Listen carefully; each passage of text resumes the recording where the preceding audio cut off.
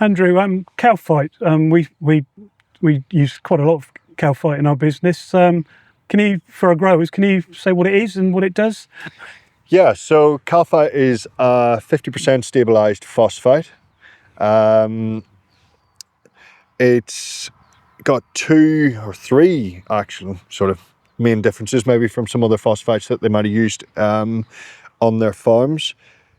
The first one I've already mentioned is that it's stabilised. Yeah. So phosphite inherently doesn't really want to stay as a phosphite. It's a reducing agent, so we stabilise it, and what that means is that whenever the farmer puts it into the tank, it doesn't convert out into other things. Yeah, no, I've found, over the years, it's in terms of tank mixability, it's exceptionally tank mixable. It's exceptionally tank mixable. Yeah. And I think a big part of that comes from the second difference that they might see, which is that the salt that it's sort of formulated with is a calcium. Yeah. As opposed to maybe a potassium or a magnesium phosphite that they might have seen on the marketplace. That allows or means that it's much more tank mixable.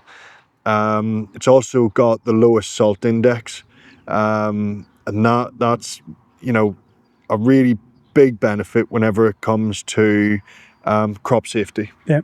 So we're always thinking that we want to go out and do as much good as possible, but we also want to go out and do as little harm as possible. Yeah. So we know that things get busy, tank lists get long, and if we can create the most tank mixable, crop safe product on the marketplace, then we're very pleased. It means my phone doesn't ring as often. Yeah. The other big difference is that it's got L-PGA in there. Yeah. So one of our metabolites that we utilise a lot, we utilise it mainly from a nitrogen use efficiency point of view. So it's helping the plant to assimilate nitrogen with carbon more easily. And again, when we think about the key timings for calcium phosphite, we're at that sort of T0 timing. Crops are starting to wake up from the winter. Farmers are starting to put more nitrogen on. Yeah. We're putting the phosphite in there to sort of induce this false deficiency and send it scavenging for more nutrients.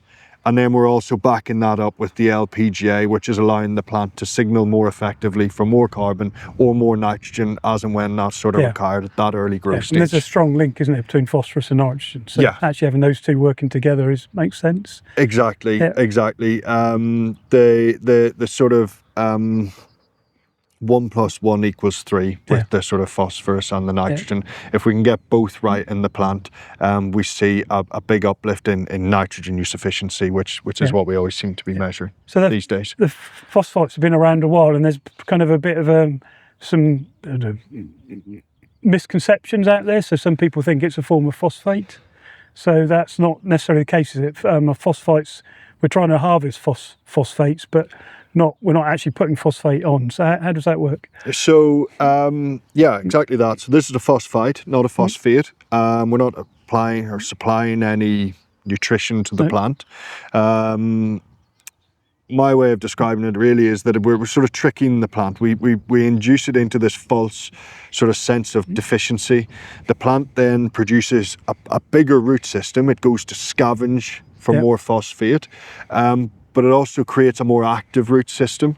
So a big part of how a plant accesses nutrients is that it produces exudates and sends weak acids and sugars out into the soil to either sort of chelate and bring nutrients in, or to feed the sort of beneficial bacteria and things in the soil for them to then make more of that nutrient more available.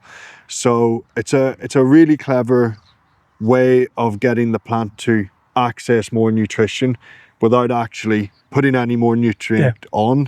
And I think in the current sort of climate of wanting to use less from a carbon footprint or an environmental point of view, it fits really nicely. Yeah.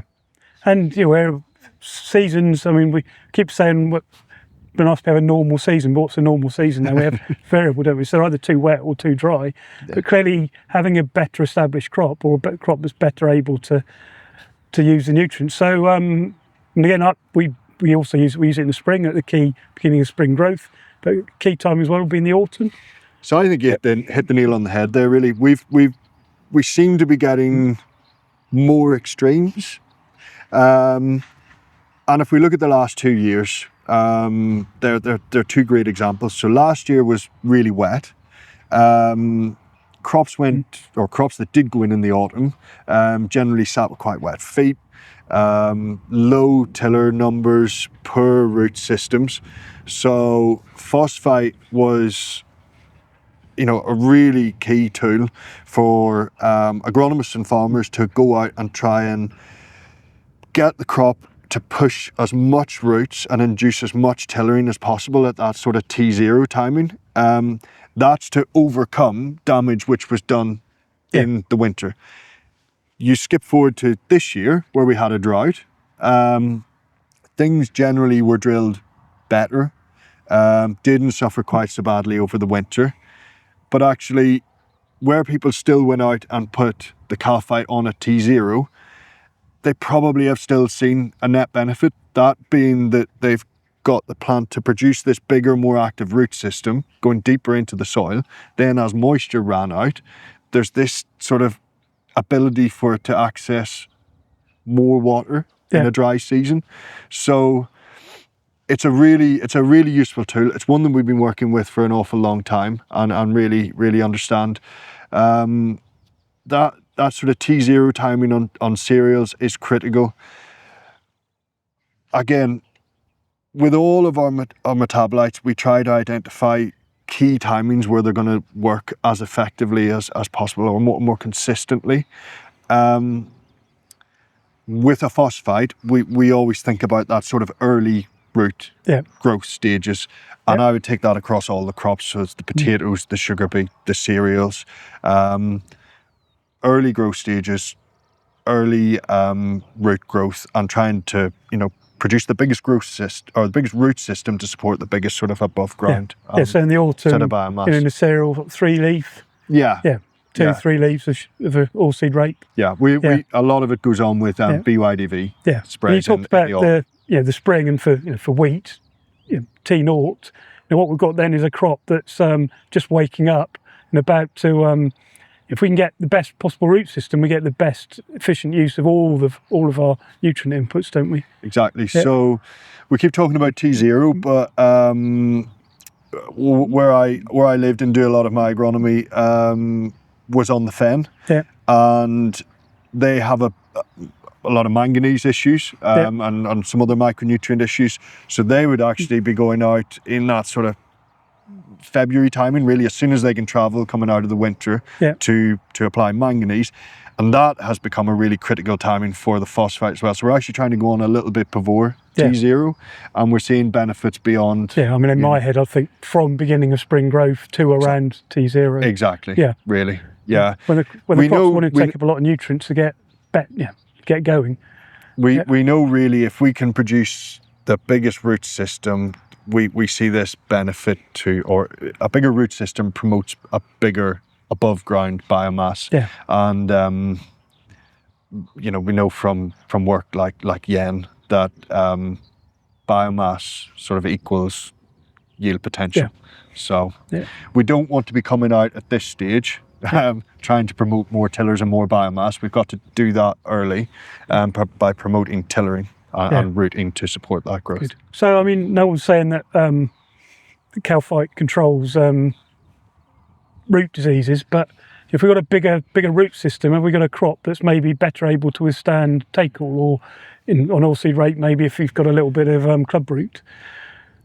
So we've talked about phosphite and how it produces this bigger root system and more active root system.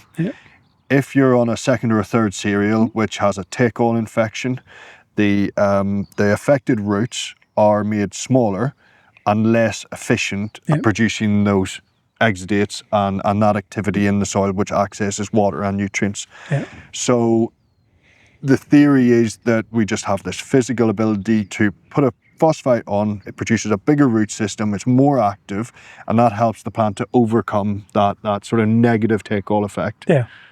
Yeah, I mean, I suppose when we've done grower trial results or anecdotal feedback from growers, some of the biggest response would be that sort of system. Maybe where they're direct drilling and maybe rooting's a bit more challenged, seeing bigger benefits than drilling in perfect conditions in perfect soil. Exactly. So, I mean, we have a phosphite-based seed treatment in Voltec with you guys. So really, you kind of struggle to put it on too early. We're actually putting phosphite around the seed there to get as much early rooting as possible, right from sort of germination point.